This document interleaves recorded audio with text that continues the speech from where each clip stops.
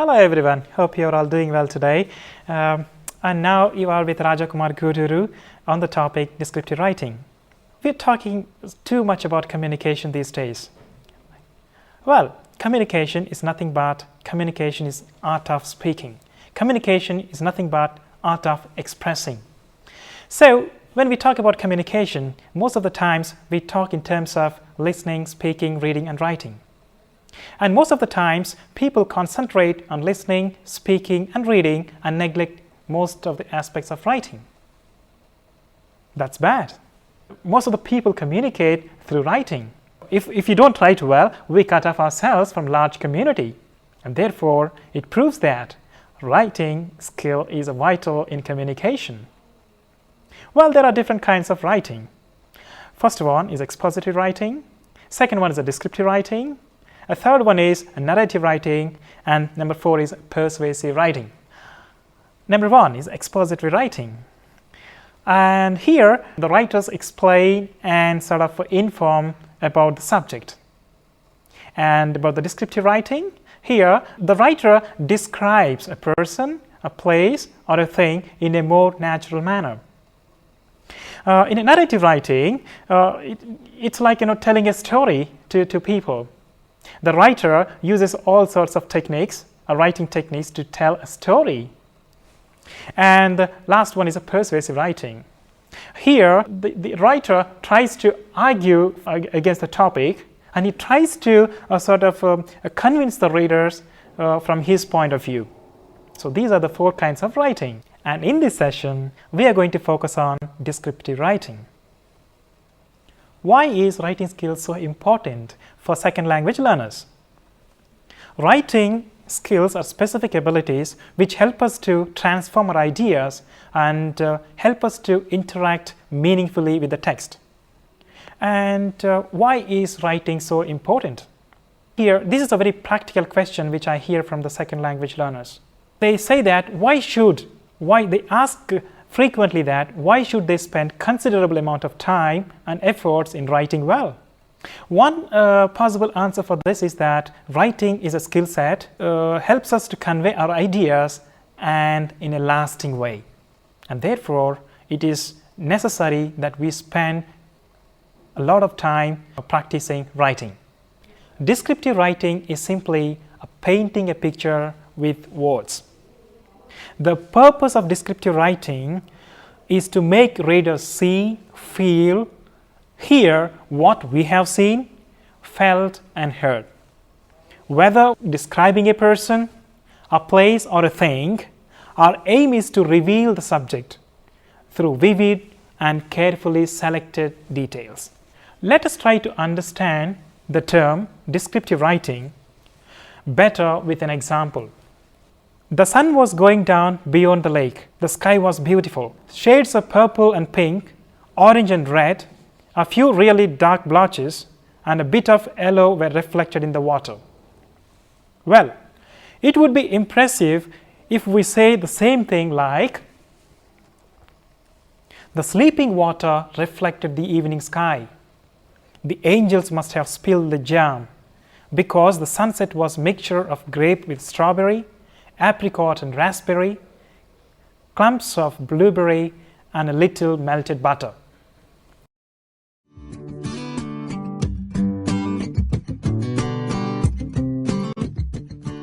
A description like this is very colorful and much easier for the reader to visualize. Characteristics of descriptive writing. Descriptive writing is an art because it is painting a picture with words. But good descriptive writing covers much more than how something looks. Some of the good descriptive writing are as follows. Number 1, a good descriptive writing includes many vivid sensory details that paint a picture and appeal to all the readers. When we write descriptively, we add details. A good descriptive writing uses 5 senses. We talk about what things feel like, taste like, smell like, look like, and sound like. Descriptive writing includes concrete details. It simply means that such writing avoids generalities so that the reader can better visualize or understand the author's intended meaning. Hence, if we can incorporate these descriptions into our writing, then we can truly consider our piece of writing a good descriptive writing. Now, let me give you some examples. I said we use 5 senses to describe things. Now, look at this. What is this? This is a teddy bear. I can simply say it is a teddy bear. I can also say, I can add some more details and say it is a soft teddy bear. It is a cute teddy bear. It is a lovely teddy bear. The way it looks. How does it look? It looks very cute. It feels, how does it feel? It feels very soft, not hard. Now look at this. What is this? This is a candle. How does it feel? It feels very hard. Now, how does it smell? It smells sweet. It smells lovely. Now, look at this. What is this? This is a laughing Buddha. How does it feel? It feels very hard. Now, look at this. How does she look? She looks very divine. Now, from these examples, do you understand that in descriptive writing, we use 5 senses? The way we feel, the way we taste, the way it smells, the way it looks, and the way it sounds. So these are the 5 senses that are very, very crucial when we want to describe, when we want to use in descriptive writing. Do not forget it, okay? That adds so much color to our writing, that adds so much beauty to our writing, and it enhances our writing. And that's where a descriptive writing stands apart. That's where a descriptive writing stands higher and above other writings. And in this sense, that a writer becomes an artist. In this sense, the pen becomes a magic paintbrush, painting pictures with words. Okay, second point. Let's come to second point in characteristics. The second point is very important. Descriptive writing uses a precise language such as adjectives, adverbs, and verbs. We should not forget to use adjectives, adverbs, and verbs in our writing because it entices the reader, it attracts the reader, and it motivates the reader to read further. They also add color to our writing. When we are talking about appearance, we mostly talk about attractive, beautiful, handsome, etc. But we forget to use other adjectives. There are a number of them, but we confine to only a couple of them when we are writing. That doesn't make very impressive look.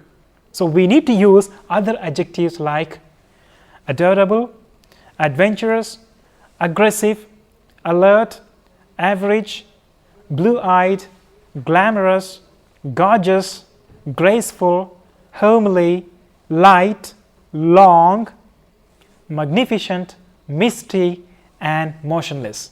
These are some of the descriptive adjectives that we can bring in when we are explaining, when we are trying to describe some object, some person, or some place. So when we bring in lot of adjectives based on the appropriate adjectives, then it really adds color. The second thing is list of verbs.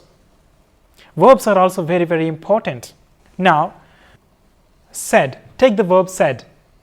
Instead of said, we can also use called, cried, responded, demanded, asked, stated, shouted, whispered, remarked, questioned, replied, exclaimed, etc. But when we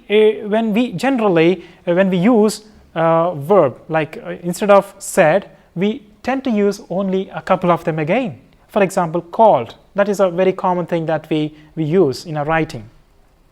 Asked, stated, replied, etc. These are the couple of things that we use. We tend to neglect, we tend to forget other verbs.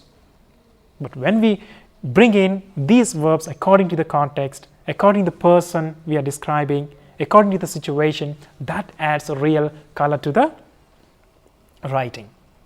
Next important thing is adverbs, very important things. Adverbs, like there are a number of adverbs, but we tend to use again only a couple of them, because we are not aware, most of the times not aware of other adverbs which add real color to our writing, especially in descriptive writing. So I'll read out. I have given a list of adverbs here, but in this list of adverbs we only use a couple of them again. For example, accidentally, always, badly, finally, kindly, madly, rarely, usually.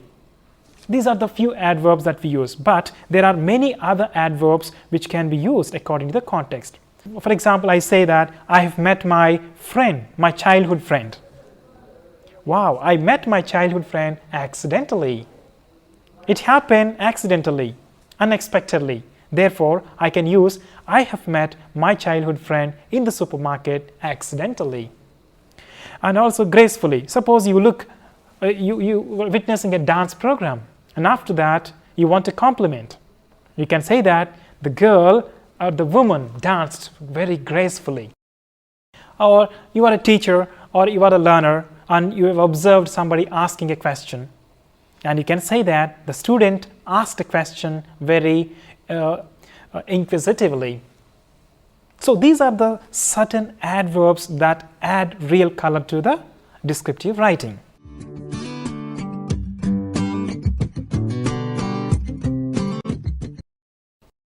Okay, the third point. It takes us to the third point. Descriptive writing makes use of figurative language such as similes and metaphors to help paint the picture in the reader's mind. So similes and metaphors are other colorful terms, that colorful words or aspects that add a real color and real color to the writing. Similes and metaphors can be used to convey ideas as well as images. For example, I am a camera with its shutter open, quite passive, recording, not thinking. This is a sentence. So here we can imagine the speaker's or the writer's state of being. He compares himself with the camera, where he says that I am a camera with its shutter open, quite passive, recording, not thinking. So here this sort of metaphor, comparison helps us to understand the state of being of the writer. Metaphors and similes can not only make our writing more interesting, but also help us to think more carefully about our subjects. A comparison like the following, for example, might appear in an early draft of a paragraph or an essay. For example, Lalita sang like a bird. But as we revise our draft, we might try adding more details to the comparison to make it more precise and interesting. We might want to change it. We might want to add some more color by adding some more descriptive to it. So we can say that when Lalita sang, she sounded like a bird swinging on a tree. This particular sentence really sounds good. Now here are some more a list of commonly used similes and metaphors. For example, she swims like a fish. Sumit is as wise as an owl. Peter laughs like a hyena. It's as easy as ABC. The world is like a stage. So these are some of the similes. And a few metaphors. He was a lion in the fight. The truck flew down the empty highway. My love is a red, red rose. The boy told his mother a white lie. The thief was caught red-handed. So these are some of the metaphors. So when we are using these similes and metaphors, our writing becomes really colorful and really interesting, that attracts the readers further. Well, the fourth characteristics of descriptive writing is well organized. Some ways to organize descriptive writings are chronological time, spatial, and order of importance. So these are the three important things. The first one is chronological, that is time. Next one is the spatial, that is location. And the third one is the order of importance. We need to describe all these things in an order. When describing a person, start with a physical description, followed by how he thinks and acts. Here we can choose one of the two types to describe a person, a place, or a thing. That is the objective description. Here, objective description attempts to reveal a thing as it really is, how it would seem to anyone else. Objective description is more factual. The second one is a subjective description. Subjective description includes the writer's particular point of view or emotional reaction, how things seem to the writer. He feels and then he expresses it. He gives life to the person he is describing. He makes it more colorful because he is feeling the ambience.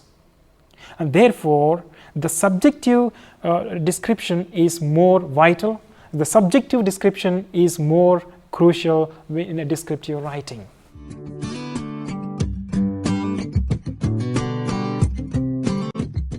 Structure of descriptive writing. A descriptive piece of writing is actually one of the many types of writing that will surely give readers pleasure times, because we are involving many other things here, because we are feeling and then explaining, because we are feeling and then expressing. Therefore, it really gives pleasure to the readers.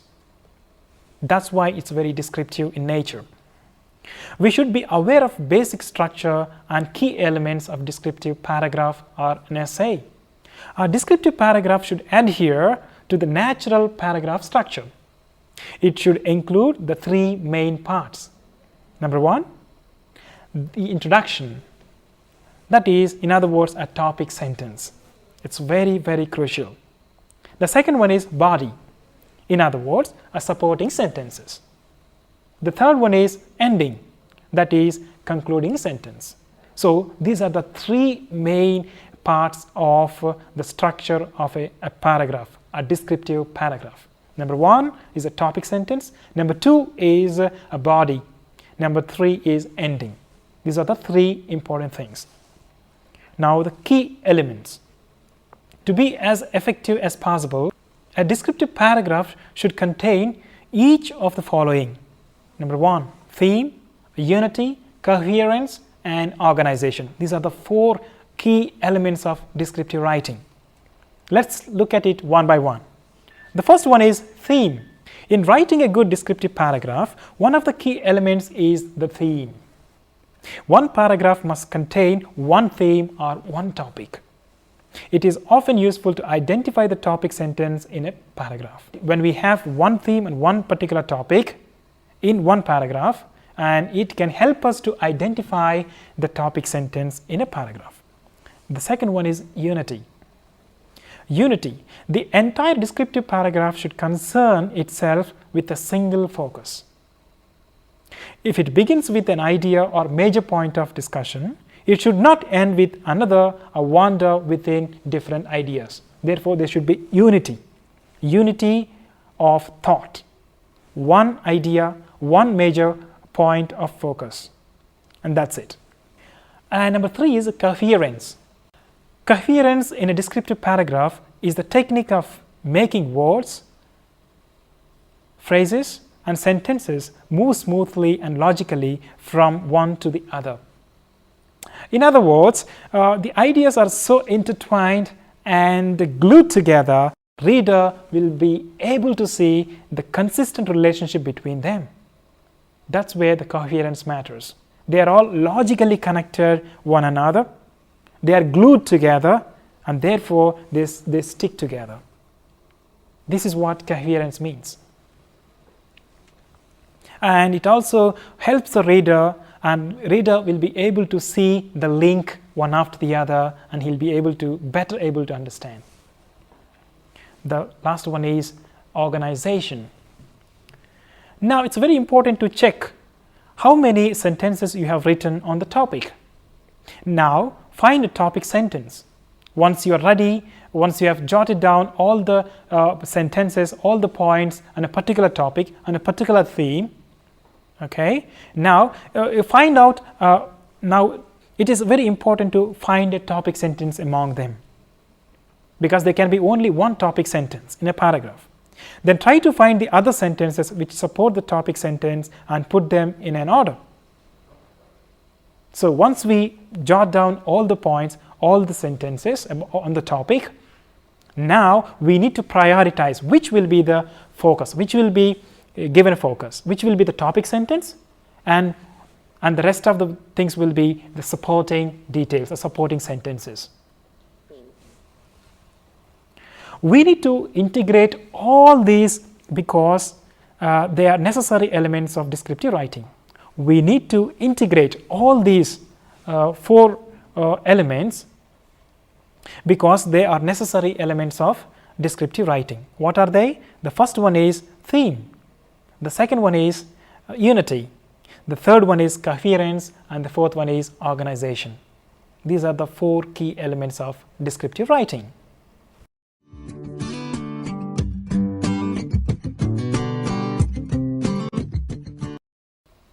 Now let us look at strategies of descriptive writing. There are many important strategies that strengthen descriptive writing. Descriptive writing is engaging, powerful, and enticing. When I say engaging, the writer involves himself. He engages himself with the nature, with the reality, and then and he comes out with the natural feelings. When I say it is powerful, when you express it so beautifully, it becomes very powerful. The writing becomes very, very powerful. And when it becomes powerful, and it entices the readers. These are very important things. Descriptive writing is engaging, powerful, and enticing. The following tools can help the writer to involve or engage or to connect the reader with his writing. What are they? Let's see. Selection of details. Selection of details. You can't include everything in your essay. So, number one is selection of details. You can't include everything in your essay.